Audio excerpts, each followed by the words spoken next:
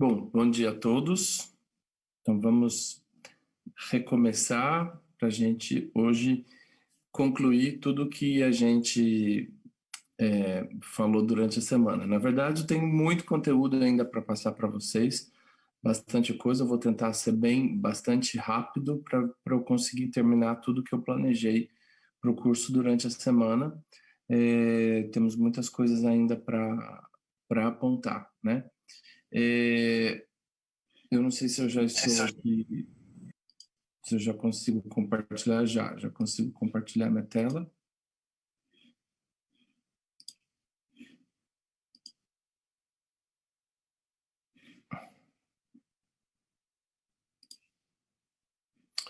Bom, durante essa semana a gente falou sobre várias coisas, né? Eu tenho recapitulado isso a cada dia. Eu acho que ficou claro para vocês essa posição que eu defendo muito, essa bandeira que eu levanto já há muito tempo, de que o regente precisa saber, que o regente coral precisa saber cantar, precisa saber ensinar canto para os cantores dele, ainda que ele não seja, de fato, um cantor ou tenha uma carreira de cantor, né? E, ao mesmo tempo, que ele possa, a partir dos conhecimentos que ele tem de canto, construir a sonoridade do coro dele, né? Não é fácil manter o som de um coro por uma série de razões, né? Mas uma delas é o fato de que muitos dos cantores que aceitamos são pessoas que têm aptidões musicais, aptidões vocais, mas nem sempre têm um conhecimento técnico para cantar com eficiência todo o repertório que a gente pode explorar, né? Então faz parte desse processo de crescimento de um grupo, esse processo educacional mesmo de um coro, ter que aprender dentro do coro como é que vai utilizar as suas vozes, né? E a melhor pessoa para fazer isso é o regente, até porque normalmente ele é o único profissional musical do coro, né? É a única pessoa que tem entendimento de música e normalmente de canto, né? Então isso é muito importante. O som de um coro ele vai refletir todas as escolhas do regente, né? É, sob vários pontos de vista, né? E em especial esse ponto de vista estético, né? As escolhas do regente. Eu não preciso ter um único tipo de técnica, né? Eu posso ter um coro que canta mais repertório erudito, eu posso ter um coro que canta mais repertório popular, eu posso ter um coro que canta um repertório diverso, o que seria o ideal, né? Eu acho que a diversidade ela é muito atraente ao público em geral, então é importante. E se a gente trabalha com a diversidade de repertório, a gente precisa então saber lidar com as várias sonoridades que os repertórios nos pedem. E isso vai ser importante que a gente trabalhe então um som padrão para esse coro, né? A partir do qual o coro vai conseguir variar o seu som, né? Para um som mais brilhante, mais escuro, menos escuro, um som com mais vibrato, menos vibrato, todas as possibilidades que são possíveis a um grupo para que ele possa utilizar essa habilidade de trabalhar a sua sonoridade, de diversificar a sua sonoridade nas exigências estilísticas de cada repertório, né, que o coro tiver que fazer. Então, nós falamos sobre a existência na sonoridade de um grupo coral, de aspectos técnicos que dizem respeito à individualidade das vozes e aspectos técnicos que dizem respeito à coletividade. Todos esses aspectos vão ser trabalhados pelo regente, né, na sua prática. O regente vai ensinar os cantores sobre tudo isso, né? E a gente tem falado, então, desde então, sobre os aspectos técnicos individuais, que são os mais difíceis, de fato, da gente trabalhar, né? A gente falou sobre a produção vocal, falamos sobre postura, falamos sobre respiração, falamos sobre fonação, né? O momento do ataque do som, falamos sobre ressonância e timbre, falamos sobre alguns elementos que estão envolvidos na registração vocal, né? É muito importante eu entender de registros para eu lidar com as vozes dos meus cantores. Hoje eu quero mostrar para vocês uma ferramenta que cada vez mais um elemento, um aspecto técnico, cada vez mais eu acredito na eficiência dele no trabalho técnico vocal, que é uma maior consciência dos elementos da dicção, né? E depois a gente vai fazer uma breve reflexão sobre a questão do vibrato. No que diz ao respeito que diz respeito à dicção, né? É importante a gente entender que no âmbito coral ela está relacionada, o trabalho com a dicção está relacionado ao desenvolvimento de uma enunciação clara, capaz de proporcionar o melhor entendimento do texto, né? Quando a gente trabalha bastante a dicção, as pessoas vão entender melhor o que a gente está cantando. Veja bem, nem sempre o que falta é consoante. Às vezes as vogais não são pronunciadas de uma forma clara o suficiente. E no nosso português brasileiro, né, muitas vezes as vogais sofrem algumas deturpações mesmo quando a gente vai falar, né? Às vezes a gente vai falar i, a gente acaba falando i, né? Às vezes a gente vai falar o, a gente fala o, né? Nós temos de uma certa forma uma dicção, entre aspas, preguiçosa, né? É um jeito do português brasileiro, que na fala, na oralidade, na minha comunicação no dia a dia funciona, mas muitas vezes quando eu subo para o palco, isso não funciona. As pessoas não entendem bem o que eu estou cantando, né? Então é muito importante eu entender que a dicção vai me levar a uma enunciação clara do texto. Mas isso não é a única coisa que a dicção vai me oferecer. Através do estudo da dicção e do trabalho com a dicção, eu posso ter uma uniformidade sonora das vogais, respeitando as suas diferenças, né? Mas uma uniformidade, eu diria que uma uniformidade de emissão sonora das vogais, né? Essencial para uma afinação mais refinada. Muitas vezes o que não está afinado são as vogais e não as frequências, né? As frequências não afinam porque as vogais não estão afinadas muitas vezes, né? E, obviamente, uma maior homogeneidade entre as vozes, o que causa um som homogêneo, e eu já vou antecipando isso, porque isso está no fim do nosso encontro de hoje, mas eu já vou antecipando para vocês que a homogeneidade, o som que eu busco homogêneo no meu coro, ele depende diretamente de uma afinação mais próxima entre as vozes e de uma afinação das vogais, né? Que os cantores não busquem cantar só a mesma nota, mas que eles busquem a mesma forma para cada uma das vogais.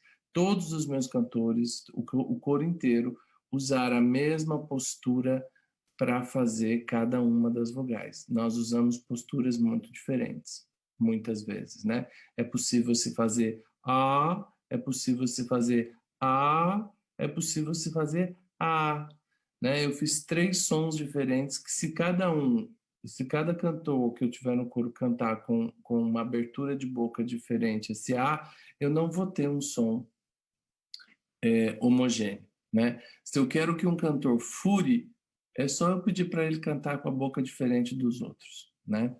Então, essa uniformidade sonora, essa uniformidade da emissão das vogais, né, ela é bastante importante para que eu crie um som mais homogêneo, né? Eu também vou trabalhar na dicção a uniformidade de articulação consonantal, essencial para a precisão rítmica. Por incrível que pareça, a gente não tem consciência, muitas vezes, dos movimentos articulatórios que acontecem quando eu faço uma determinada consoante ou outra, né? Eu sei, por exemplo, que o N é uma consoante nasal, mas quando eu penso no N, eu penso que a ponta da minha língua sobe e toca os alvéolos todas as vezes que eu vou pronunciar o N, né? Essa consciência de onde é produzido, em que ponto do meu trato vocal eu produzo as minhas consoantes, é muito importante para que eu tenha uma articulação das consoantes melhor, ela vai ficar mais precisa e ela vai contribuir com a precisão rítmica, ela vai contribuindo com a precisão rítmica, ela contribui com a homogeneidade e, obviamente, com a afinação, né? Então, esses elementos são elementos que, quando eu me debruço sobre o estudo da dicção, eu vou conseguir trabalhar com o meu coro. E, por fim, uma maior flexibilidade dos lábios, da língua e da garganta, permitindo uma produção vocal eficiente e saudável. Eu estou cada vez mais, isso enquanto professor de canto, enquanto regente coral, eu acredito cada vez mais, eu estou cada vez mais certo de que o trabalho com os elementos que envolvem a dicção resolve muito do que a gente chama de técnica vocal. A dicção, ela ajuda demais. Muitas vezes o que está errado é a produção da vogal e da consoante. O cantor já entendeu a posição vocal que ele precisa usar, ele já entendeu a respiração, ele já entendeu um monte de coisa, mas tem alguma coisa que não está dando errado. É a vogal que não está sendo bem feita muitas vezes. Às vezes eu não tenho que clarear a voz, às vezes eu tenho que clarear a vogal. Às vezes eu não tenho que escurecer a voz, às vezes eu só tenho que usar os lábios na vogal, né? Tem vogais que usam lábios, tem vogais que não usam lábios. Então eu preciso também entender essas questões. Seguindo, vamos falar sobre as vogais, né? Nós temos aí vogais, nós temos alguns tipos de vogais, né? Mas basicamente as vogais mais anteriores, aquelas que são produzidas mais que soam mais na parte anterior da boca, e elas, em geral, o que faz a diferença, a característica delas é a posição da língua, né? A gente já falou sobre isso. O I é uma vogal que tem a base da língua mais atrás, mais no meio, bastante alta, né? Depois eu tenho esse outro I aqui, que não é o mesmo I, né? Esse aqui é o I que eu falo, por exemplo, quando eu falo a palavra mãe, aquele I do final da palavra mãe, né? Depois eu tenho o E e o E. E ainda tem um E mais aberto, né? No inglês, por exemplo, eu tenho essa diferenciação. Se eu for falar cama, eu vou usar bed. Se eu for falar mal, eu vou usar bad. É um E um pouco mais aberto. E por fim, eu tenho o A, né? O nosso A de casa. Todas essas vogais, elas são anteriores. E como elas dependem muito da posição da língua, né? Essas primeiras, principalmente, né, elas têm uma posição de língua mais alta, né? Eu não digo a ponta da língua está sempre lá embaixo, tocando nos dentes. Eu digo o meio da língua, né, indo para o fundo da língua. Essa posição da língua mais alta faz com que eu tenha mais espaço no fundo da boca, atrás da minha língua, né? Mas eu tenho menos espaço na frente. Então elas tendem a ser mais brilhantes e mais frontais exatamente por isso, né? Por outro lado, é muito mais fácil num trabalho de colocação vocal, se eu quero trabalhar com um palato mais alto, por incrível que pareça, é mais fácil eu subir o palato nessas vogais do que nas vogais mais posteriores, que já são posteriores e muitas vezes a gente acha que o palato está alto, mas ele não está. Muitas vezes eu preciso subir ainda mais o palato para manter na mesma altura que eu consigo manter essas vogais anteriores, né? Então é muito importante eu ter isso em mente. Eu tenho as vogais posteriores, né? A mais posterior de todas, o U, né? Eu tenho também esse outro U, que é esse, parece uma ferradura, que é o U de céu, esse U no final, né? E no português brasileiro, a gente transforma muitos Os, né? Quando eu falo a palavra canto, eu escrevo com O, mas eu pronuncio com U. Esse U que eu estou pronunciando não é o U de uva, né? O U de uva é esse primeiro U que está aí, né? É um U mais, ele é um pouquinho menos focado, um pouquinho menos definido, né? Canto, tu, não tu, né?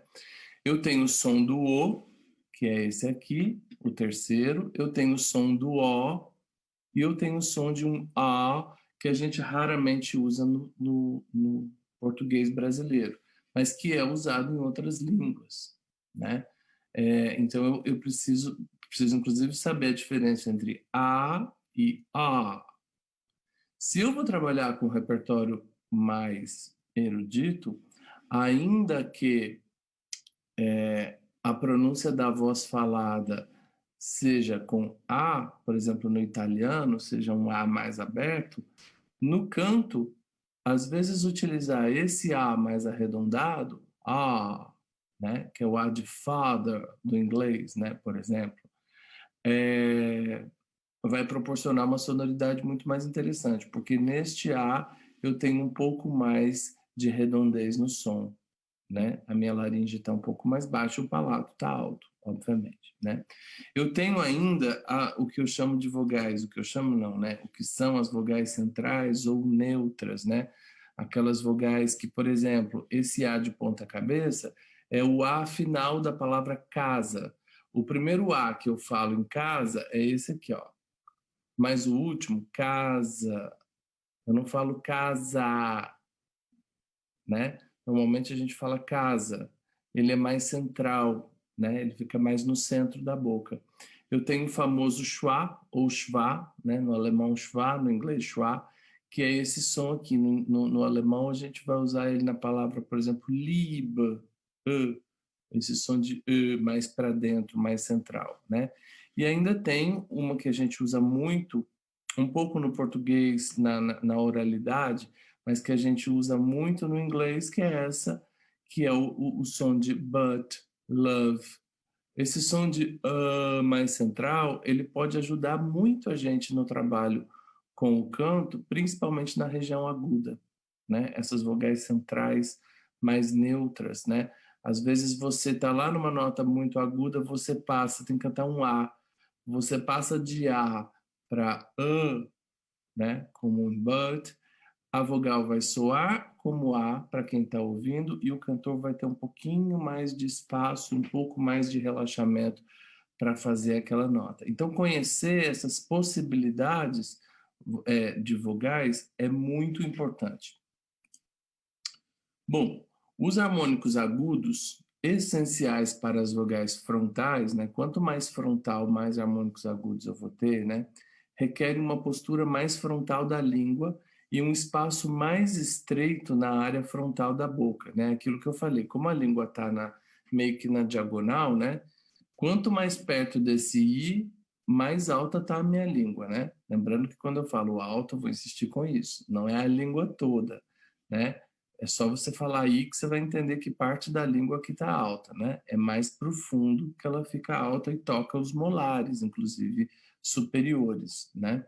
Como ela fica meio na diagonal, eu tenho um espaço menor, né? Aqui na frente da boca, né? Então, porque eu tenho esse espaço menor e a língua está alta, a região da faringe lá atrás vai ter muito mais espaço. Ao contrário do que muitas pessoas pensam, né? Que no O, por exemplo, eu tenho mais espaço, mas ao mesmo tempo, no O, a língua está muito mais baixa e ela está ocupando um pouco desse espaço lá atrás, né? Então é importante eu entender isso. A elevação palatal, que permite o aumento do tamanho de todo o trato vocal, acontece mais acentuadamente nas vogais frontais do que nas posteriores.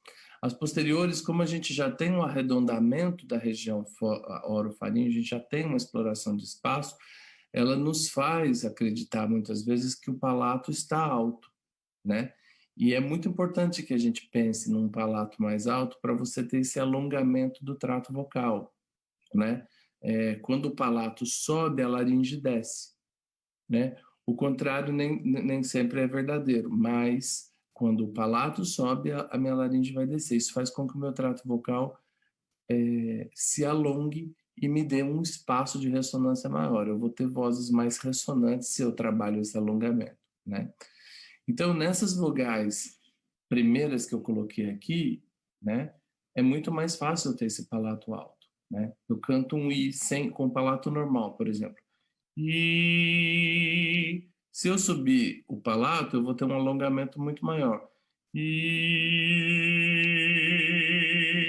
é mais fácil eu fazer esse I do que eu fazer o. Meu palato não está alto aqui nesse O. Se eu subir o palato,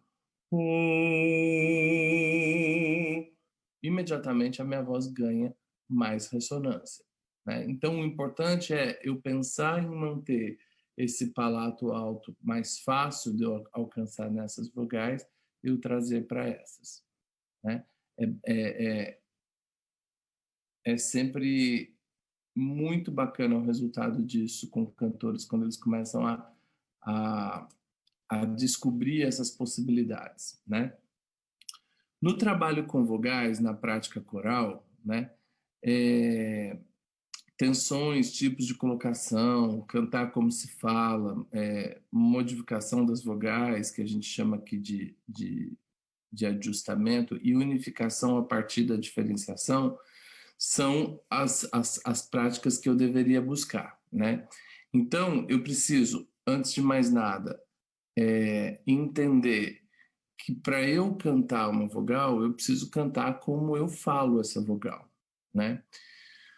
Mas não é essa fala muito da oralidade do dia a dia, correndo, às vezes sussurrando, às vezes é um canto como se fala, né? Que vem do italiano, se canta come si parla, e o italiano ele fala muito para fora. Então eu preciso sempre pensar, ensinar os meus cantores a pensar em declamação, né? Como ele declamaria esse texto, né?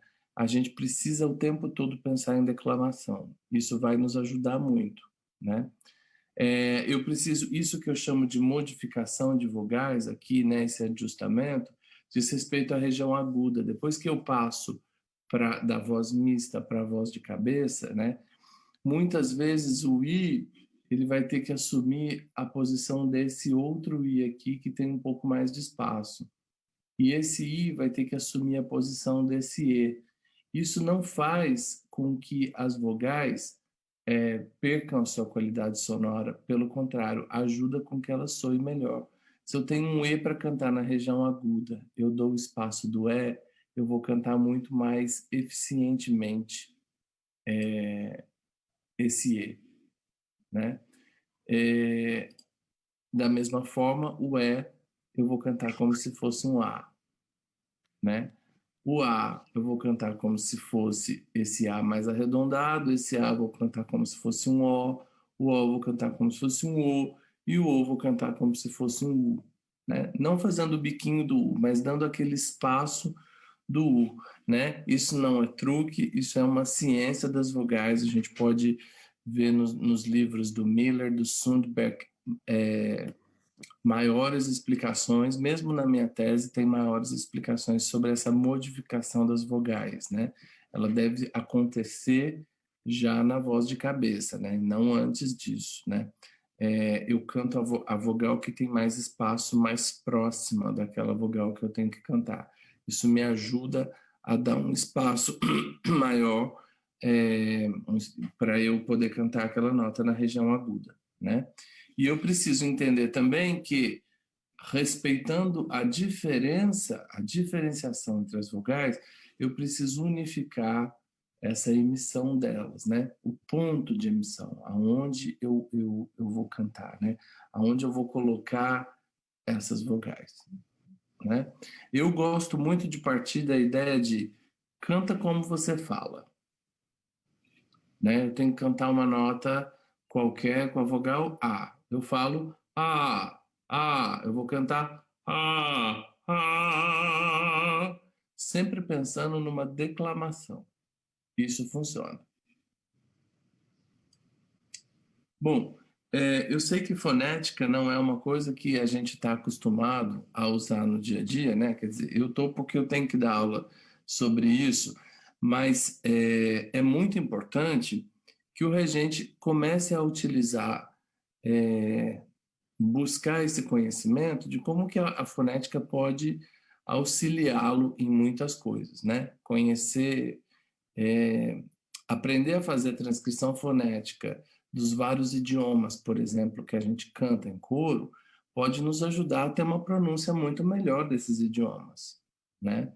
Então, e pode possibilitar do meu coro cantar idiomas que ele não está acostumado, né? O alfabeto fonético internacional, né? Ele pensa no som, né? Ele não pensa em como é o i naquela determinada língua. Ele simplesmente transcreve para um conjunto de símbolos fonéticos, né? Isso aqui não são letras ortográficas, mas são símbolos fonéticos, né? Ele transforma como aquilo soa. Então a gente é capaz de ler um texto numa outra língua se aproximando muito da sonoridade daquela língua, mesmo que a gente não esteja entendendo o que a gente está lendo, né? Se a gente sabe lidar com essa ferramenta do alfabeto fonético. Bom, então aqui, olha, quanto mais para cá está a vogal, mais frontal ela é. Quanto mais no centro, mais central. E quanto mais para cá, para a direita, mais posterior ela é, né? Quanto mais alta ela está, mais alta é a colocação dela dentro da minha boca, né? No caso das vogais frontais, eu posso dizer que mais alta é a posição da língua, né? O U não tem a posição da língua alta, aqui não diz respeito à posição da língua, mas diz respeito a essa produção mais alongada e mais alta das vogais, né? Então, eu preciso, é muito legal eu saber lidar com essa ferramenta, né? Aqui eu tenho o som do I. Se eu colocar os lábios, vira U, né? Como no francês ou como no alemão a gente vai usar. No português a gente raramente usa esse som, né?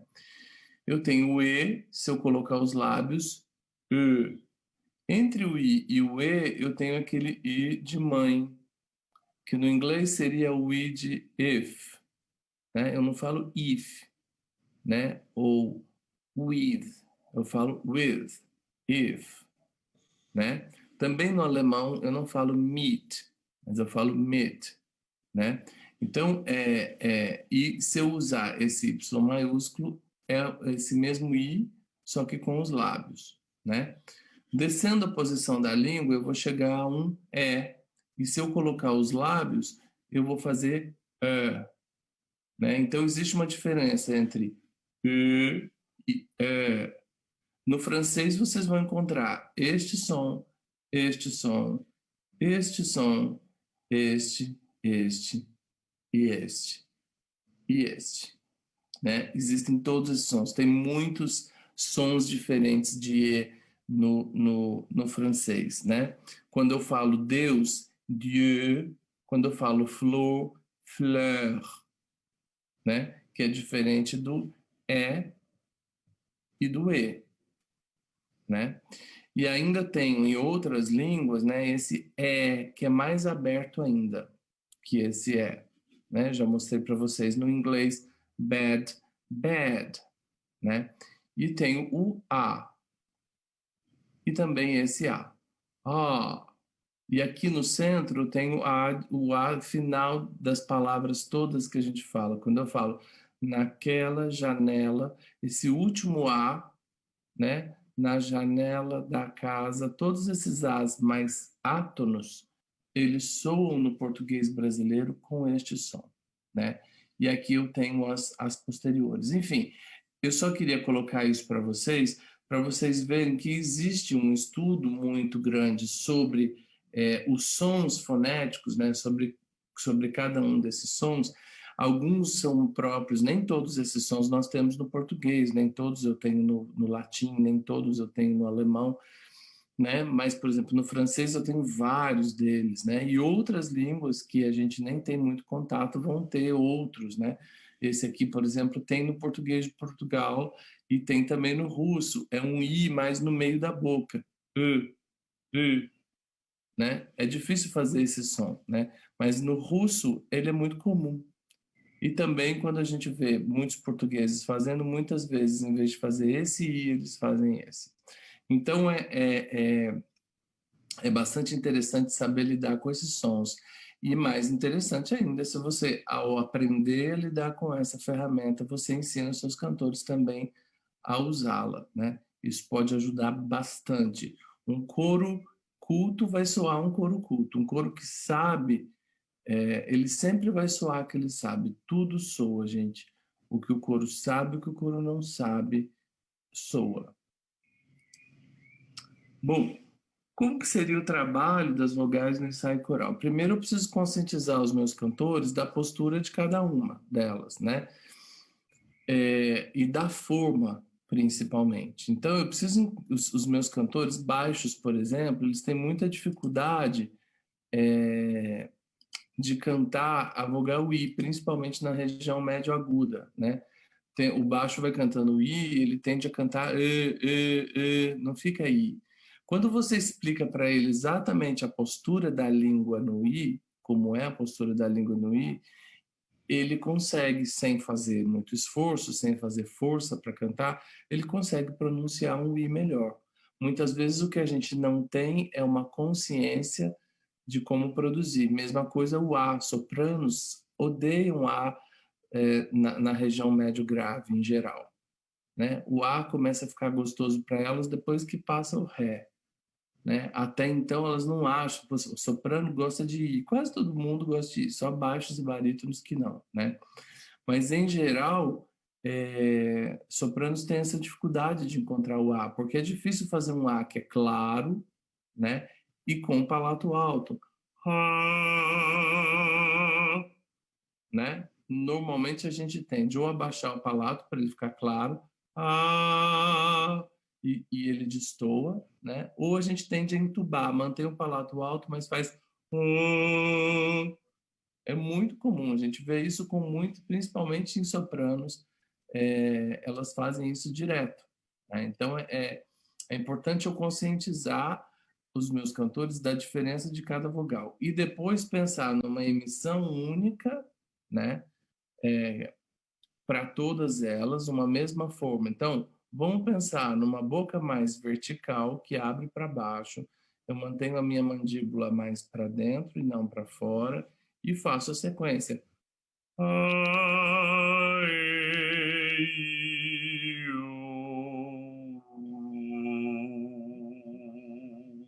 Buscando o som natural delas, mas pensando numa mesma emissão, numa mesma direção, né? Ah, eu gosto de um som mais focado, mais alto.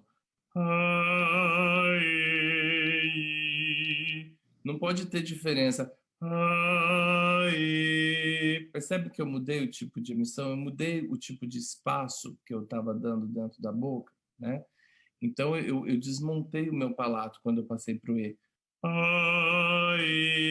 Porque eu quero fazer um E às vezes tão E, né? Que ele nem fica E, né? Então se eu preciso achar a forma que diz respeito à escolha que eu fiz da sonoridade que eu gosto para o meu coro, né? E aí dentro dessa forma eu vou trabalhar as vogais, né? Opa, acho que eu passei sem querer.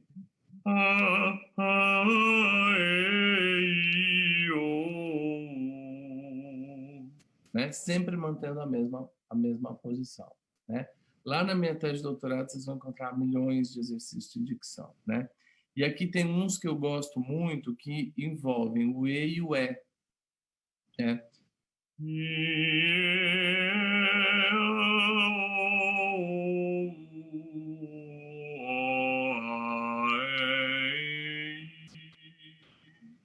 É difícil eu manter o mesmo espaço, o mesmo tipo de emissão, o palato alto, igualmente em todas elas, né? A língua e os lábios vão se mover, né? Ó, a língua vai estar alta aqui, ela vai descer um pouquinho aqui, vai descer mais um pouquinho e vai descer completamente nesse A. Quando ela chega nesse A, ela se mantém baixa e eu preciso de um pouco de lábios para fazer esse O.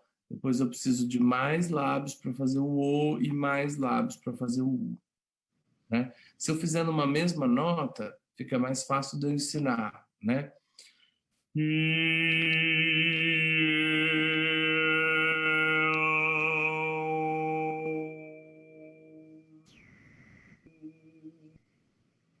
Quando eu sei que a minha língua está descendo do I até o A, né, eu sinto esse movimento.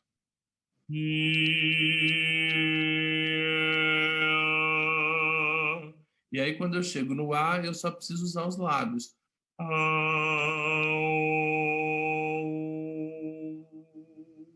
Quanto mais perto do U eu ficar, mais fechado vão estar os meus lábios, né? E assim eu tenho essas possibilidades de exercícios para fazer, né? Respeitando a diferença entre elas e buscando um mesmo tipo de emissão. Vamos falar um pouco das consoantes, né? As consoantes são fonemas caracterizados pela obstrução ou constrição do ar proveniente dos pulmões em um ou mais pontos do trato vocal, né? Então tem lugares em que, por exemplo, quando eu vou fazer um P, né, eu fecho os meus lábios. P, né? Se eu vou fazer um B, também eu fecho os meus lábios, né? Se eu vou fazer V, os meus dentes superiores encontram os meus lábios inferiores. Existe um movimento de fricção, né?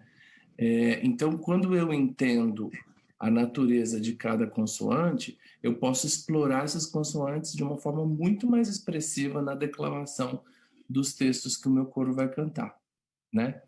Segundo o ponto de articulação, ou seja, o lugar de obstrução do ar, as consoantes podem ser bilabiais, eu uso os dois lábios para pronunciar.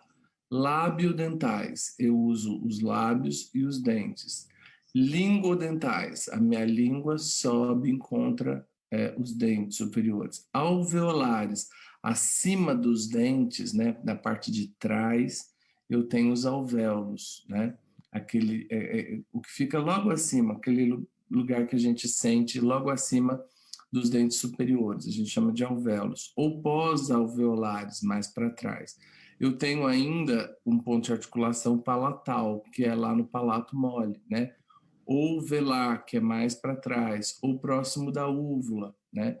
Ou na região faríngea, ou ainda na glote, direto lá na laringe, né? Ha, ha, né? Esse tipo de som. Então, eu preciso conhecer esse ponto de articulação das várias consoantes. Segundo o modo de articulação, a natureza do obstáculo, as consoantes podem ser plosivas, essas que explodem, né? Né? As nasais, N, M, que vão soar no nariz, né? As fricativas, que são essas que têm fricção, né? Por exemplo, né? Quando a gente sempre tem aquela dificuldade de entender o espanhol de alguns lugares, né? Às vezes eles fazem um som que a gente não sabe se é B ou se é V, né? Quando eu entendo que é um som bilabial, mas ao mesmo tempo fricativo, V, eu consigo me aproximar mais de como pronunciam esses falantes do espanhol. Não é todo lugar que faz isso, né? Tem países que usam esse som, mas a gente nunca sabe se é vida que eles estão falando de fato, né? Se é vida, se é vida, para nós é difícil de entender, mas quando eu entendo que é uma consoante bilabial fricativa, né, eu então consigo entender a produção dela, né? Eu tenho as africadas, os glides ou semivogais e ainda as laterais. Dependendo do comportamento das pregas vocais durante a articulação das consoantes, ainda podem ser considerados como as consoantes podem ser consideradas como sonoras ou surdas, né? Embora eu não consiga, por exemplo, quando eu faço um V, eu consigo, além de tudo, manter o V, né? Significa a prega vocal está funcionando, ela está fazendo ela está produzindo um som, né, da própria prega vocal, que é contínuo, né? Mas, por exemplo, quando eu faço o B, eu não consigo sustentar, mas eu também produzo um som que vem das pregas vocais, né? Eu estou fazendo alturas, inclusive.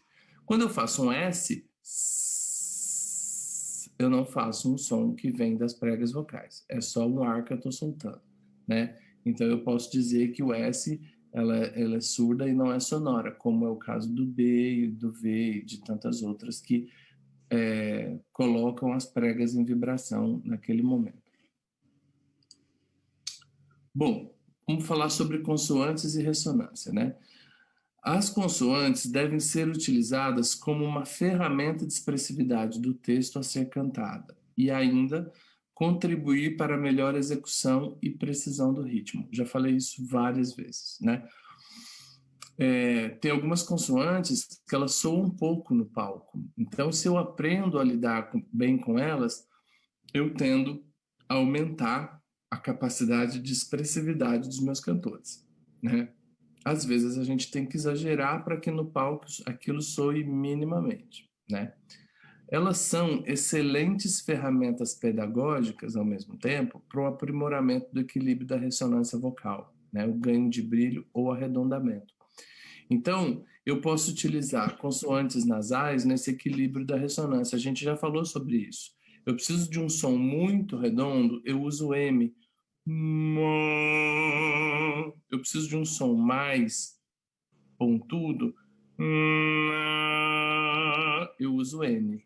Eu preciso de um som mais equilibrado, eu uso NG. Né? Eu usei 3 timbres diferentes para uma mesma vogal, colocando antes dela consoantes nasais diferentes, né? Eu ainda posso usar o J, ele não soa como J, ele soa como Ya, né? Ya, ya, né? Ele é uma semivogal. Eu também posso fazer exercícios Ya, ya, ya, que me ajuda a colocar a voz. Eu posso usar o L, lá, porque o L ele tem uma produção bem na frente, porque a língua sobe, né? Eu tenho o R rolado, né, que a gente usa muito como exercício, muitas vezes até de relaxamento, né, ou até para eu colocar, dar um pouquinho mais de circulação sanguínea para as pregas antes de cantar, então eu posso fazer exercícios com o R, mas utilizar o R para trazer o som para fora é bastante útil, principalmente na região aguda. Eu só tenho que tomar cuidado para a língua não estar muito tensa quando eu produzo esse R no agudo, né? O V e o Z são excelentes ferramentas, né? Tem muito exercício de vi, vi, vi, zi, zi, zi, zio, zio, zio, por aí, né? Não é à toa. Essas duas consoantes, elas são maravilhosas para você trabalhar essa ressonância mais para fora, essa ressonância mais frontal e mais brilhante. Bom, de que forma que eu posso, voltando às consoantes, de que forma que eu posso usar? Criar exercícios que explorem essas consoantes no trabalho de ressonância, ok? Bom, tendo falado um pouco sobre a dicção para vocês, eu agora vou entrar numa discussão que é a seguinte.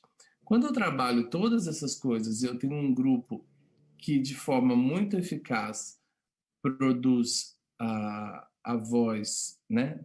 Produz as suas vozes depois de um trabalho vocal bastante intenso, certamente essas vozes, a partir da respiração bem administrada, a partir do ataque vocal bem coordenado, a partir de uma exploração dos espaços de ressonância, essa voz vai produzir naturalmente o vibrato.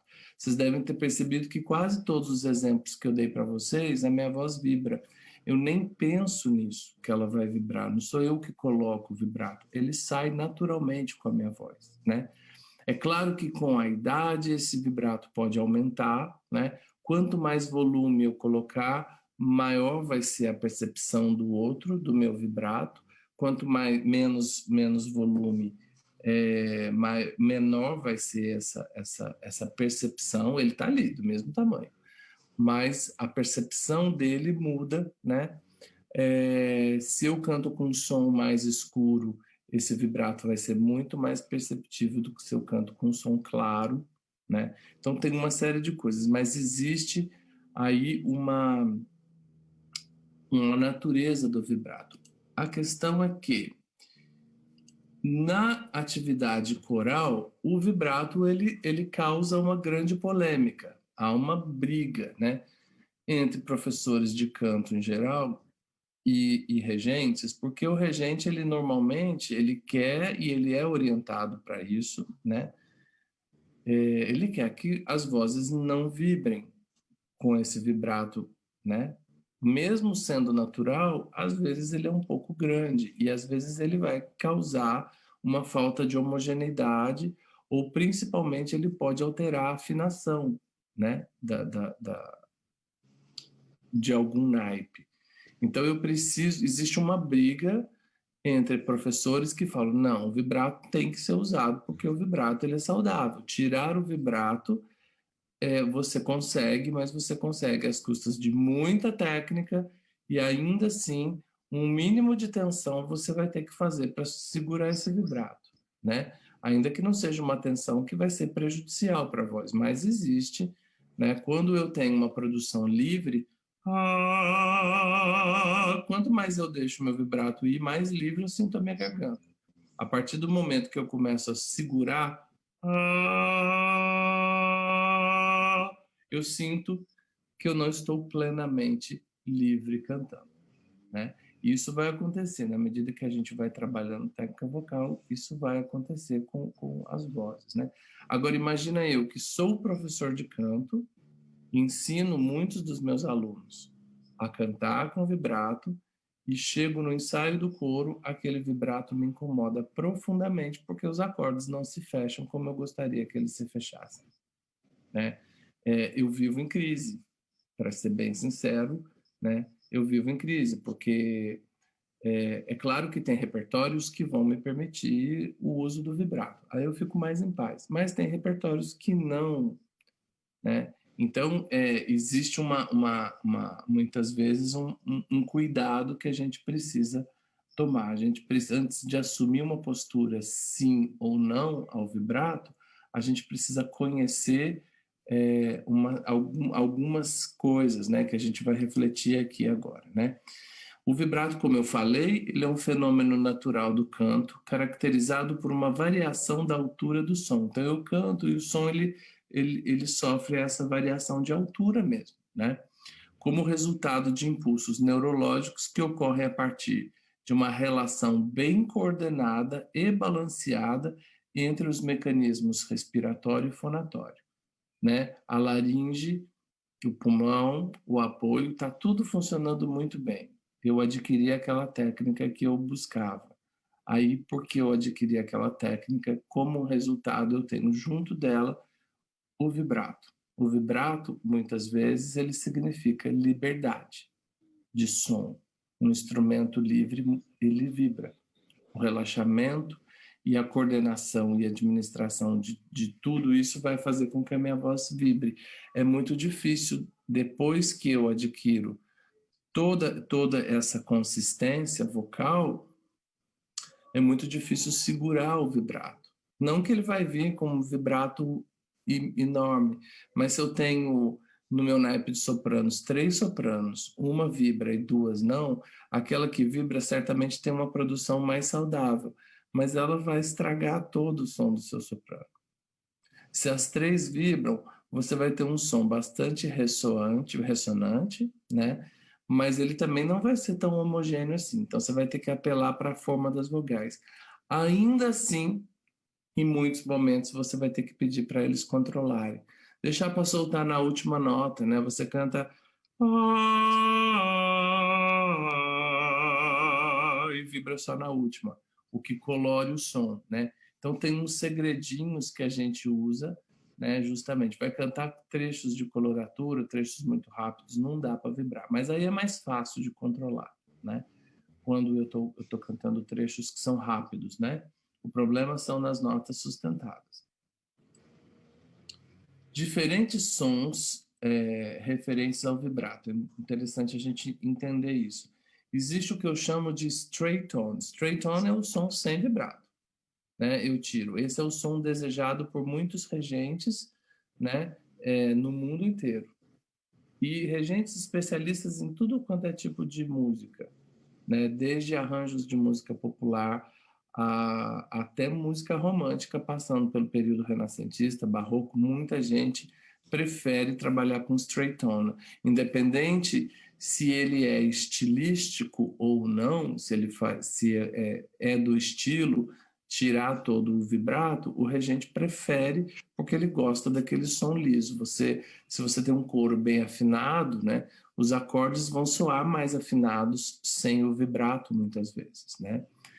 Você tem um vibrato natural que deixa o som do seu coro com um colorido muito mais interessante, é um som mais atraente, porque o som straight tone, muitas vezes, ele se torna um som monótono ao longo de um concerto inteiro, por exemplo, né?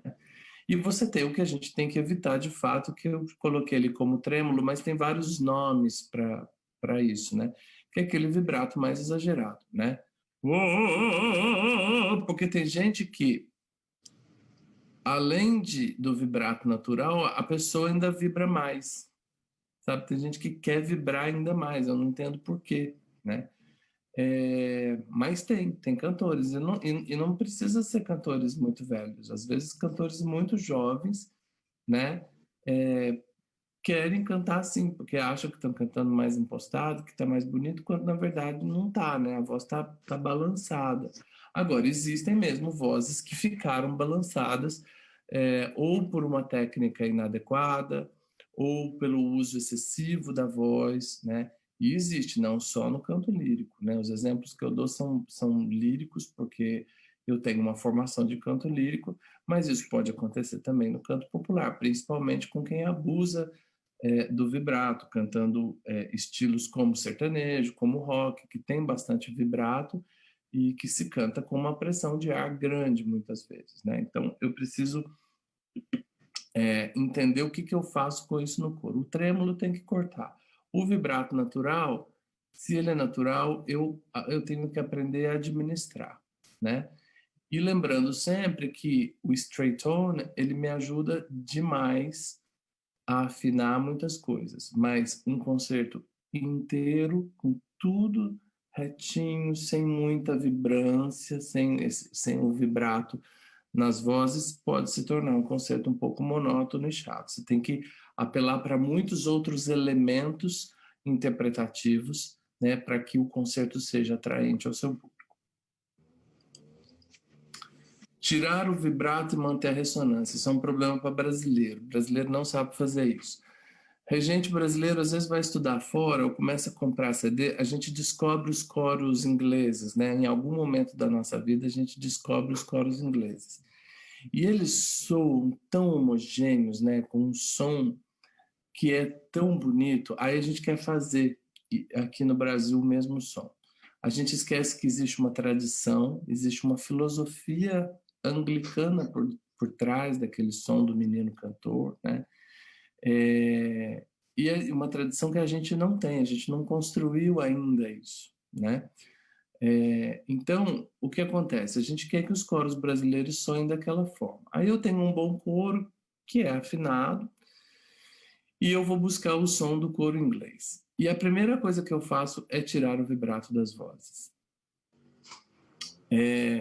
Errei, esse não é o caminho, porque no português brasileiro, as vozes soam muito diferentes daquelas vozes que são muito treinadas desde criança lá na Inglaterra e outros lugares que tem essa tradição coral, né?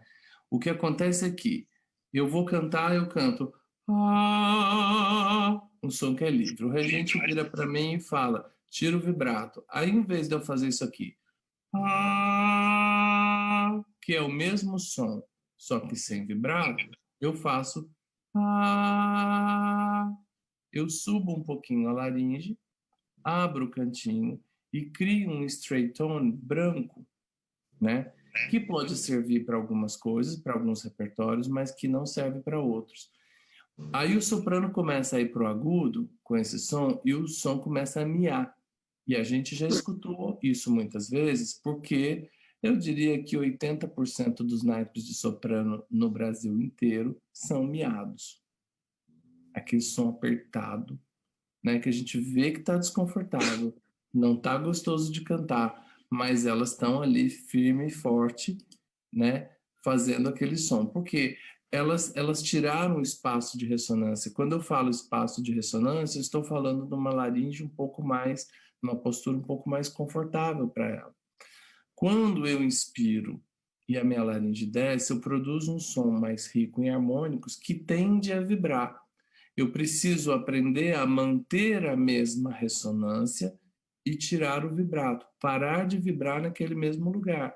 É como fazer isso aqui.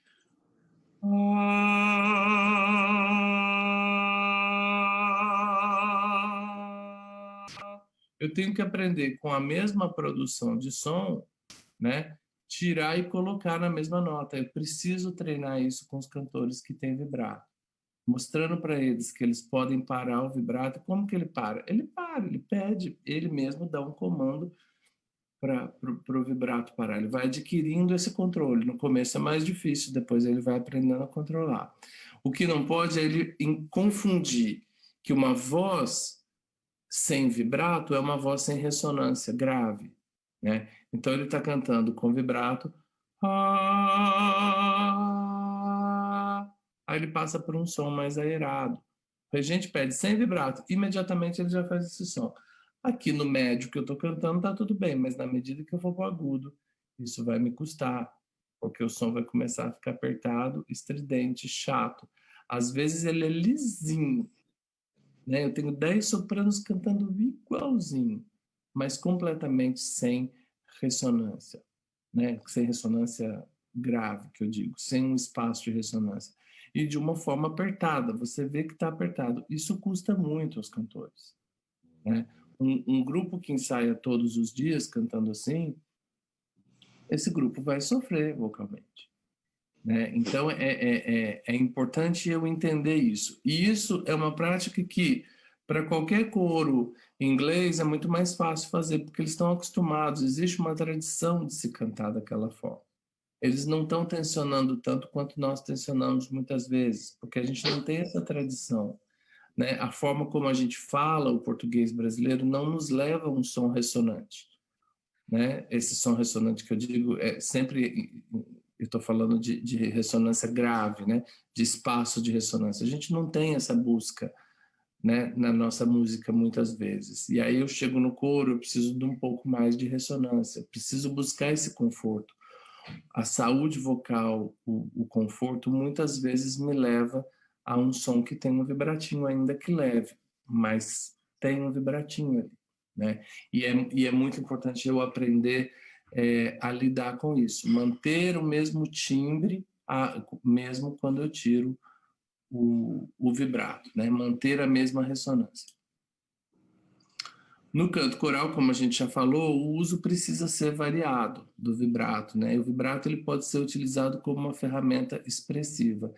Ele colore muito. Quando você chega num ponto que você tem cantores que vibram no coro, né? Você pode segurar esse vibrato e permitir que eles vibrem em determinado momento, em determinada nota, em determinado final de frase, alguma coisa. Aquilo dá um colorido, né? E para o coro e pode trazer bastante expressividade para o repertório. O vibrato ele precisa variar com as dinâmicas. Quanto mais ele precisa, não, ele varia com as dinâmicas, né? Quanto maior o volume, maior o vibrato. De modo inverso, quanto menos volume, menos vibrato. Eu diria que não é que tem mais vibrato ou menos vibrato, mas tem uma percepção maior do vibrato com mais volume, uma percepção menor com menos volume. Obviamente, cantores líricos, né, principalmente sopranos, que já têm uma voz muito treinada, têm um vibratão, né, elas não cantam em coro. Elas estão ali como elas têm um trabalho de solista só. Elas vão fazer aqueles pianíssimos que elas fazem, a gente escuta que está vibrando, né? Mesmo nos pianíssimos. Mas, obviamente, aquele vibrato me parece muito menor do que aquele vibrato quando ela faz na mesma nota em fortíssimo, né? O vibrato deve variar com a textura da música, né? Quanto mais densa a textura, menos vibrato, né?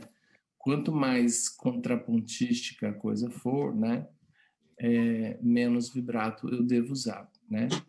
E quando a harmonia também é muito densa, principalmente acordes muito dissonantes, eu preciso usar menos vibrato, senão as dissonâncias não aparecem como deviam, né? Para possibilitar que a harmonia seja ouvida mais claramente. Opostamente, quanto menos densidade eu tenho, mais generoso pode ser o vibrato, porque ele vai agregar uma expressividade àquele trecho. O vibrato deve ser relacionado ainda ao período ou estilo da música que estiver sendo cantada. A música renascentista, com as suas linhas mais claras, né, elas são muito transparentes. Essas texturas esparsas e harmonias abertas requerem um controle criterioso do vibrato, né? A música romântica, com harmonias vibrantes, expressões sonoras cheias, né, um som um pouco mais arredondado, mais escuro, geralmente permite um vibrato mais rico e encorpado. Lembrando que quando eu falo rico, encorpado, é um vibrato controlado, é esse vibrato natural controlado. O vibrato mais operístico, né, que a gente usa para cantar ópera, ele vai servir muito para o coro lírico. Né? Coros líricos vão usar bastante esse vibrato. Se não usar, vai ficar muito sem graça. Tem que usar o tempo todo. Né? Coros sinfônicos já vão variar um pouco isso. Né? Vai ter trechos de música sinfônica em que os coros têm que cantar de uma forma mais lisa. Vai ter trechos em que tem que mandar ver no som e no vibrato. Né? E o coro de câmara, que é o que grande parte de nós temos, né, que faz repertório a capela, se não faz, deveria fazer, né, sempre, esse vai ter que pensar muito e o regente vai ter que ser bastante criterioso aonde ele vai permitir o vibrato e aonde ele não vai permitir o vibrato.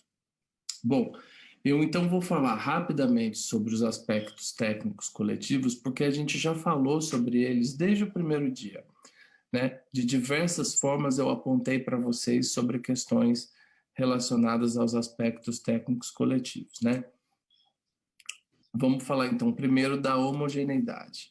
A homogeneidade, ela é, de fato, um dos mais importantes aspectos da sonoridade de um coro, né? Em algum momento se estabeleceu isso. Eu não sei se desde sempre, mas em algum momento se estabeleceu que se o naipe vai cantar junto, ninguém deve se sobressair, né? Isso significa que a pessoa estaria solando, né? Isso seria um solo. Então, a gente procura sempre ter um som homogêneo entre os naipes, né?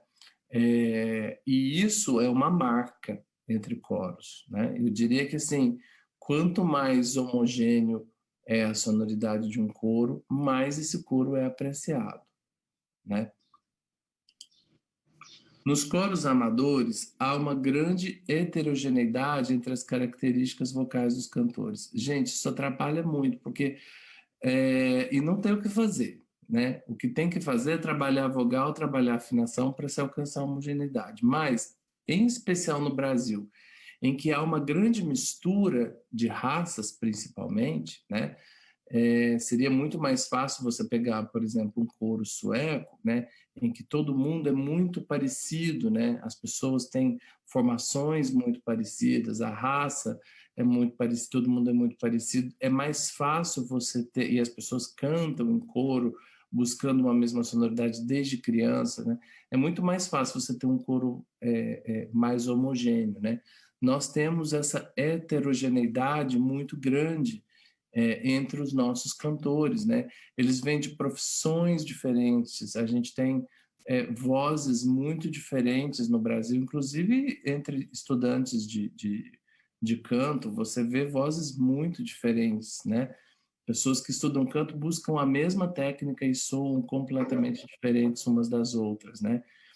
Justamente porque há essa heterogeneidade, né, das características vocais dos nossos cantores. A gente tem aí gente que chega com a voz mais dura, né, uma voz mais difícil de lidar, o outro tem uma voz muito pequena, o outro tem uma voz muito grande porque canta na igreja desde criança, né, então tem uma voz muito grande.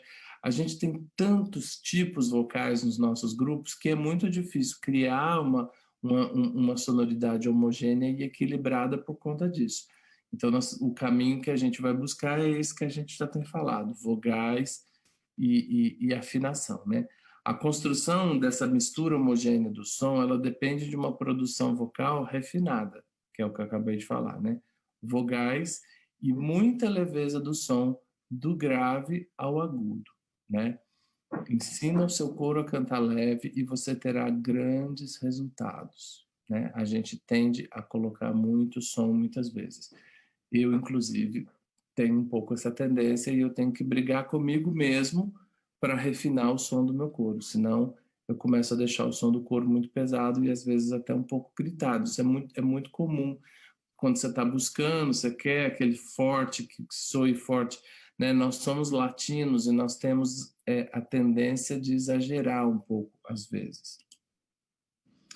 O papel da afinação na homogeneidade é total, né? Você não vai ter um som homogêneo se as vozes não estão na mesma frequência, assim como orquestras, né?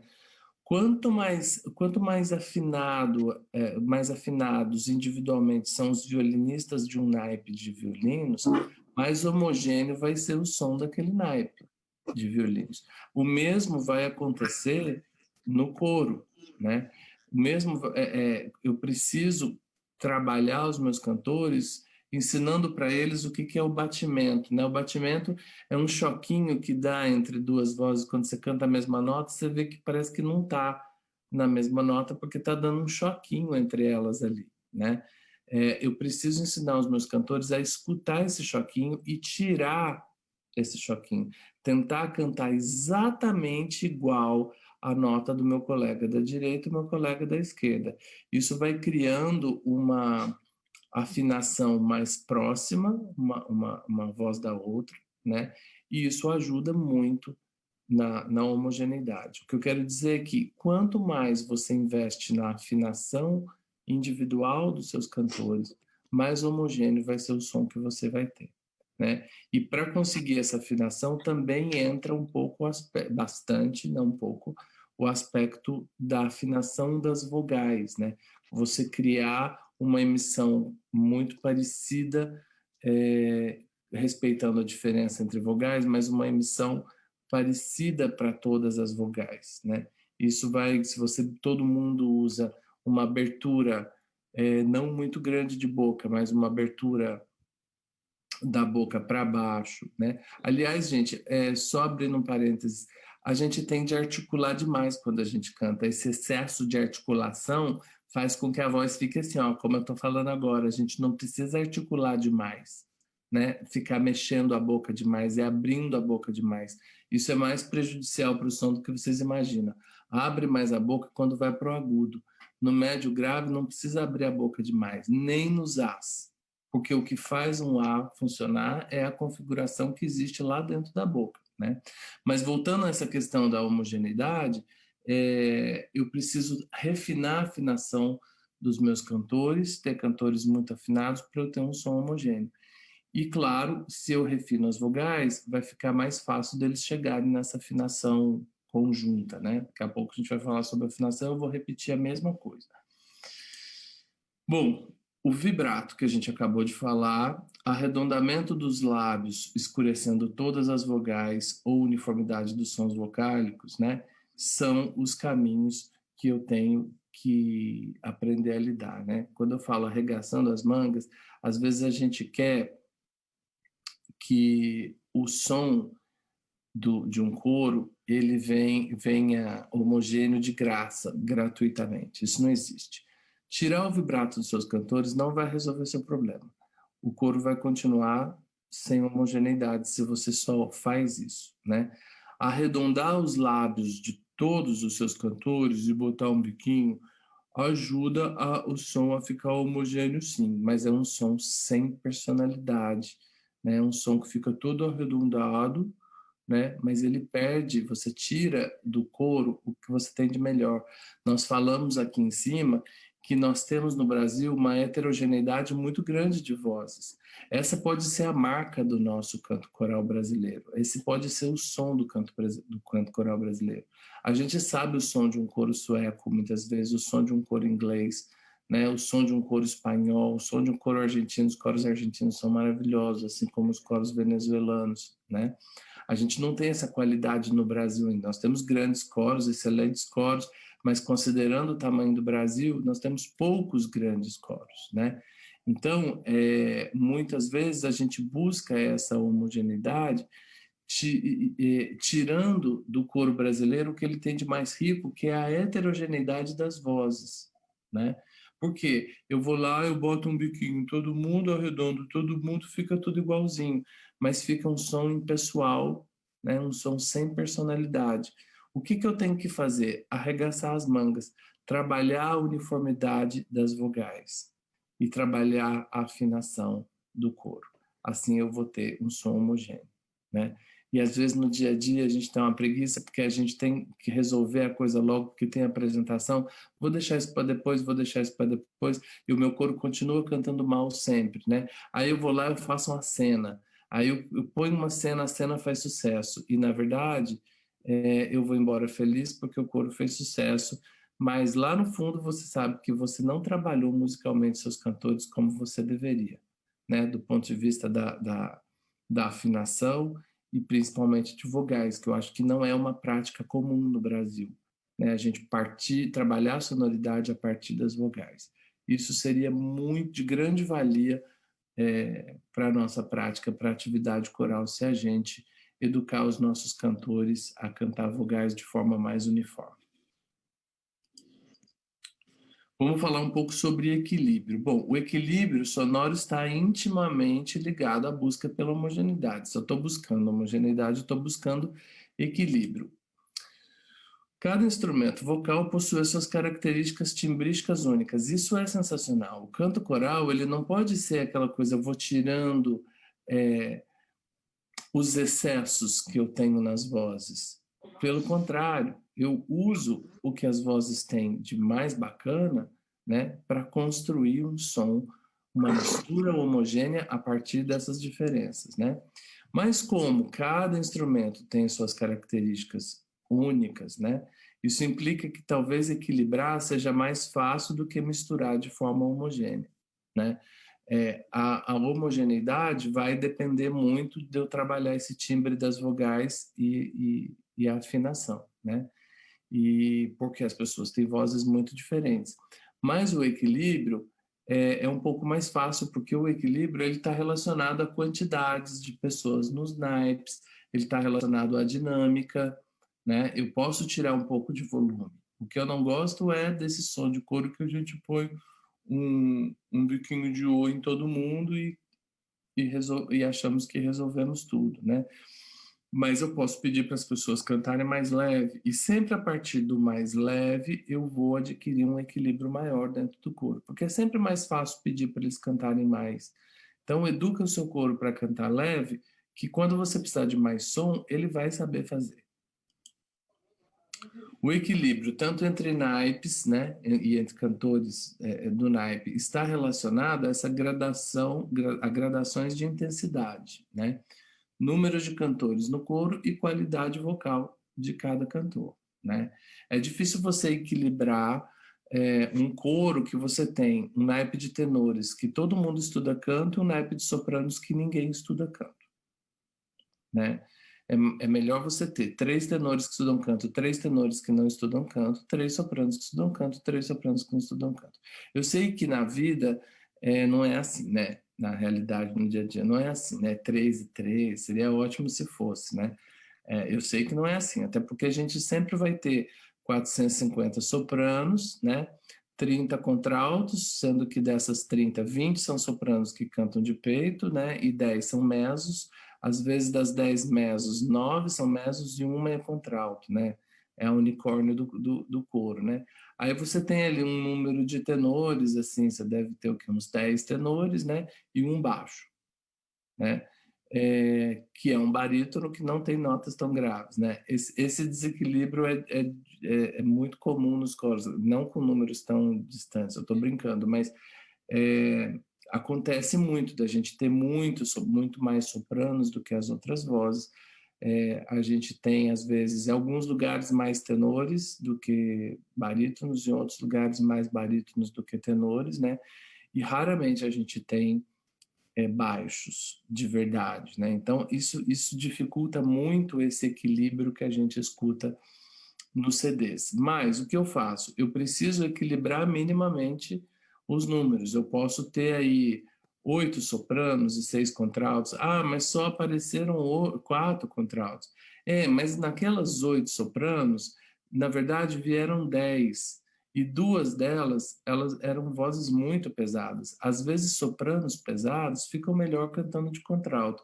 Mas você tem que falar para ela, você é um soprano, o seu naipe certo seria isso, mas como a sua voz é uma voz um pouco mais pesada, eu vou te colocar aqui no contralto, vamos ver o que que você acha. Porque para ela vai ser difícil cantar no soprano e se segurar. Muitas vezes vai ser difícil ela timbrar com as demais, né? Muitas vezes ela não vai conseguir se fazer ser uma cantora de voz leve, né? Porque a leveza dela, muitas vezes, é, soa muito grande, mesmo ela cantando leve, soa grande. Então, às vezes, você conscientiza o cantor, você é uma soprano, mas eu vou pôr você na contralto, porque eu acho que ali naquele naipe você vai não só cantar de uma forma mais saudável, como você vai contribuir mais com o grupo, né? Então, é importante a gente buscar essas possibilidades. Barítonos muito agudos, que não têm muitos graves e que têm um bom falsete, poderiam cantar de tenores, né? O contrário é mais complicado. Tenores têm que cantar com os tenores, né? Como baixos têm que cantar no naipe de baixo.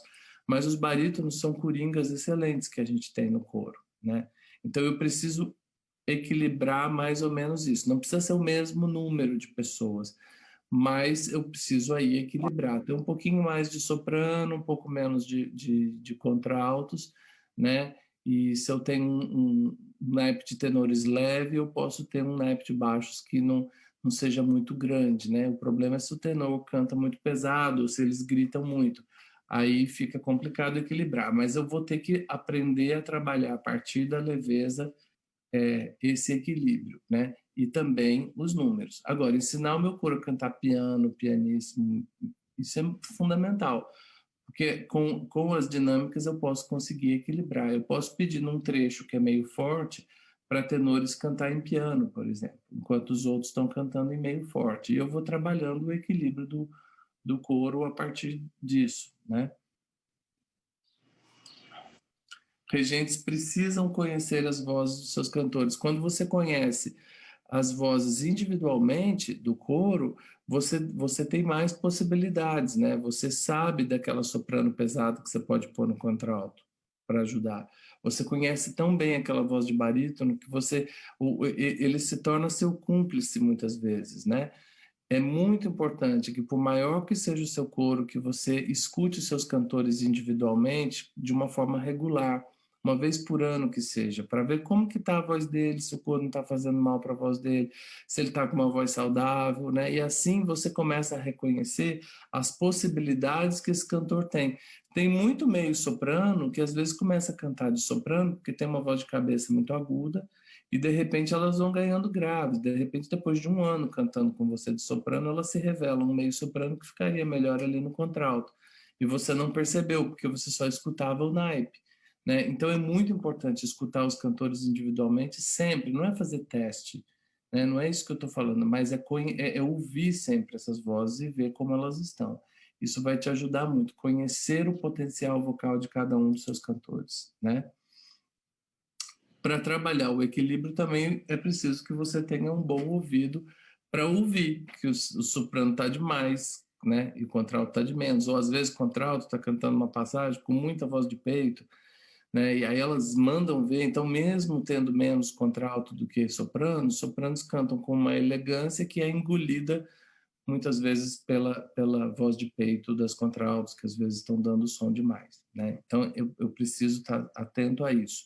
E é o meu ouvido quem vai dizer. Vamos falar rapidamente da afinação. Eu vou colocar algumas citações aqui que eu acho que são importantes. Cantar afinado significa unificar o tom, ou seja, levar as vozes a cantar,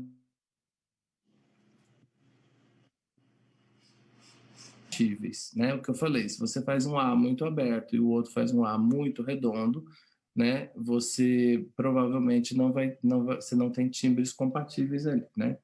No canto coral, isso significa que um tom unificado está associado a uma emissão unificada das vogais.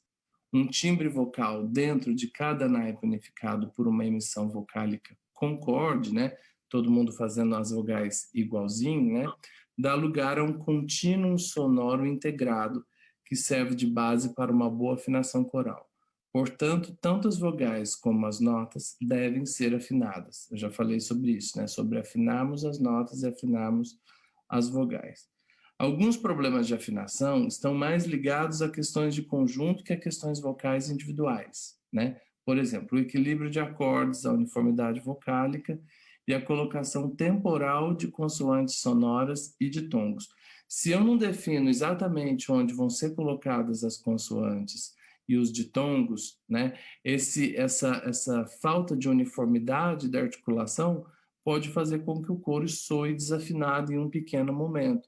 Então, todo mundo precisa ser treinado para articular tudo sempre junto, no equilíbrio de acordes, né? Você tem um acorde de o baixo cantando um dó grave, o soprano cantando um dó médio e o contralto cantando um sol. Se você tem o tenor cantando um mi, entrando na região aguda deles, o tenor tende a cantar mais forte, né? Então, esse cantar mais forte do tenor cria um desequilíbrio do acorde que também pode soar como algo de instável na afinação, né? Fatores que afetam diretamente a afinação são, isso a gente precisaria estudar por um semestre, né? A teoria acústica dos harmônicos, o ambiente acústico, a sala de ensaio, a sala de concerto, né? A sala que você canta vai fazer muita diferença. E nem sempre você tem autonomia sobre isso, né? O clima, né? Temperatura, umidade, a saúde do cantor, vocal psicológica, aquele dia que você fez uma viagem com o coro e você brigou com o coro no meio da viagem por alguma razão, pode afetar completamente a performance do seu coro, a começar pela afinação, tá? Experiência própria, já vivi isso. A habilidade dos cantores em conseguir uma coordenação precisa entre voz e ouvido e o grau de percepção auditiva que pode ser ensinado a eles, né? Isso eu acho que é uma função nossa, né, enquanto educadores do coro, ajudar os nossos cantores a desenvolver essa habilidade, né, de coordenar exatamente o que eles ouvem, né, o que eles percebem, né, e o que eles emitem.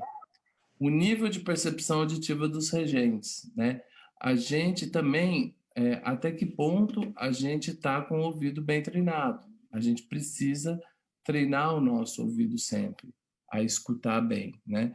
Eu tenho comigo a impressão hoje, vendo alunos de regência, estudando, que as pessoas já não estão escutando tão bem, né? E eu acho que é preciso se investir muito mais no estudo de percepção musical. Um regente precisa estudar a percepção musical para que ele tenha uma percepção maior do que ele está fazendo. Às vezes ele está achando que está bom, né? E não está. Então é muito importante a gente desenvolver a percepção, né? Os componentes estruturais da composição, a harmonia, obviamente, melodia. Tem melodias difíceis de cantar, né? Tem intervalos difíceis de afinar. A harmonia nem se fala, né? Dependendo dos intervalos que a gente precisa afinar, né? O ritmo, a textura musical e os níveis de dinâmica, tudo isso, de alguma forma, vai influenciar na afinação do meu coro, né?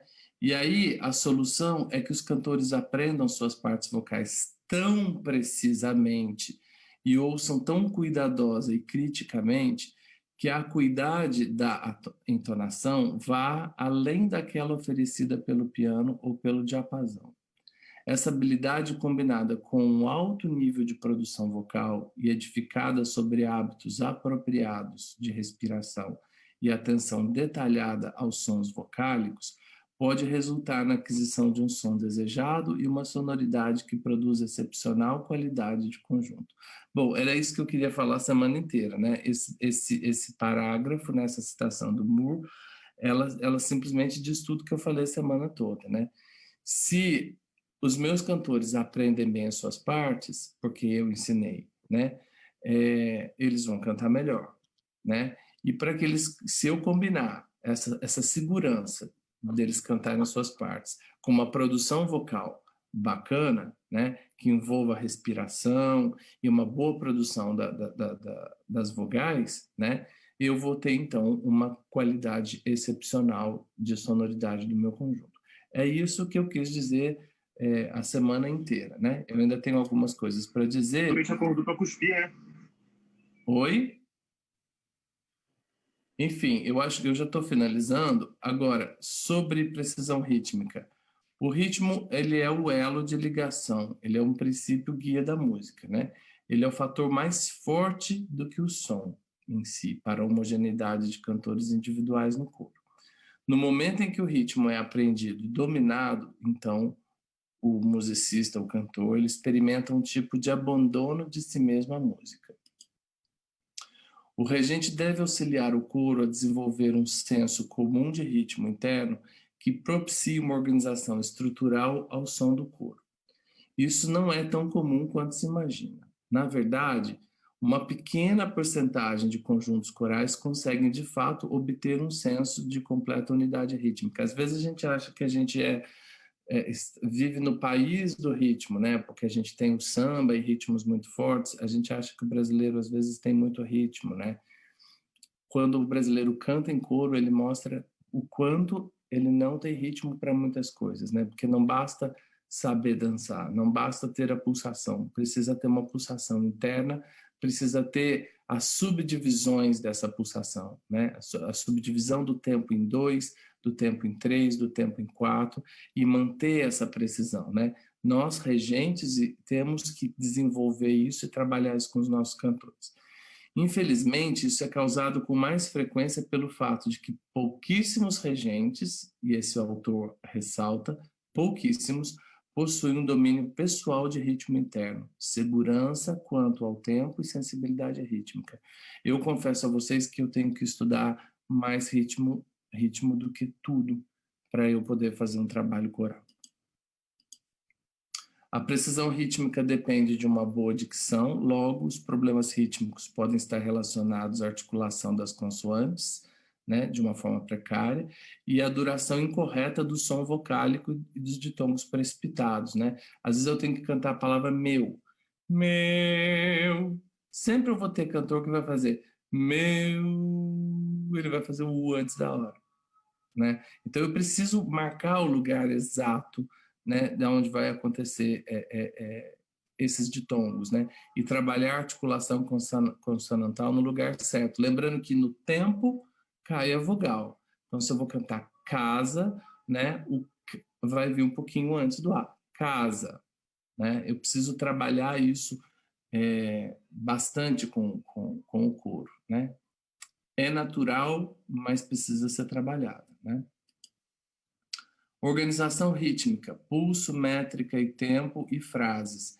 Isso, essas questões todas precisam ser trabalhadas no dia a dia. Eu não tenho tempo agora de falar sobre cada um desses elementos, porque eu já estourei meu tempo, mas é importante a gente conhecer todas essas questões, né? Bom, eu vou interromper o compartilhamento, eu terminei a minha fala. Eu penso que o que eu tinha para passar para vocês essa semana era isso, né? São muitas coisas que levaria aí um tempo de 1 a 2 anos para a gente trabalhar isso com calma, em exemplos musicais, né? Mas em uma semana acho que eu consegui condensar o que durante muito tempo eu tenho estudado sobre a sonoridade do coro, né? Eu ressalto a importância de vocês, de repente, trabalharem um pouco, lerem um pouco a minha tese, principalmente para aquisição de exercícios, né, sobre os quais eu falei pouco, né, aqui, mas lá tem muitos. Acho que as explicações de forma geral eu consegui oferecer. Eu acho que eu não tenho muito tempo para responder perguntas, mas o straight on seria adequado para o repertório contrapontístico? Sim, principalmente o renascentista e o repertório contrapontístico barroco, né?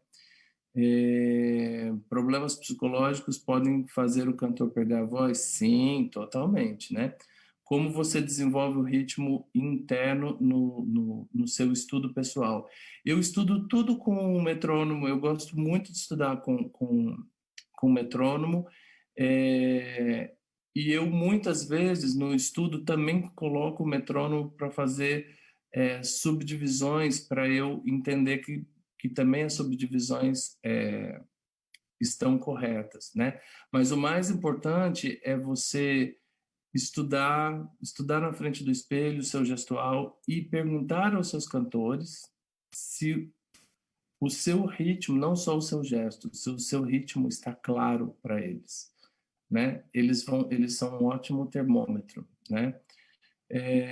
O uso de nebulizador com soro fisiológico para hidratar as pregas vocais é válido? É válido, mas todos esses usos, eles precisam, muitas vezes, a gente passa por um médico, por uma fono antes, para ter certeza. Hidratar as pregas vocais é sempre muito importante, né? E um exercício para aprender a controlar o vibrato do coro. O controle do vibrato do coro depende da boa vontade dos nossos cantores, né? Então você alternar uma nota longa com vibrato por 2 tempos, sem vibrato por 2 tempos, como eu fiz aqui, né?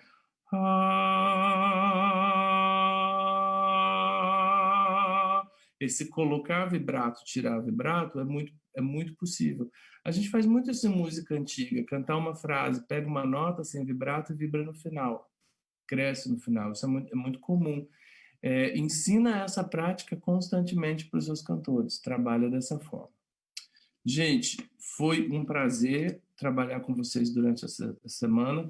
Eu espero que eu tenha, de alguma forma, contribuído com vocês, contribuído com a formação de vocês, que tenha sido um tempo bacana para vocês estar aqui durante essa semana. Eu estou à disposição e a Cristina tem meu contato, ela pode passar para quem precisar o meu e-mail e a gente pode ir conversando a respeito de todas essas coisas, tá? Infelizmente, eu preciso encerrar, né? O tempo é curto, mas a gente ainda vai conseguir ter um tempo juntos de forma presencial maior para a gente exemplificar na voz de todos vocês tudo isso que eu pude falar com vocês essa semana. Eu agradeço muito a Cristina principalmente pela participação no evento e agradeço a todos que assistiram à oficina. Muito obrigado e eu estou à disposição.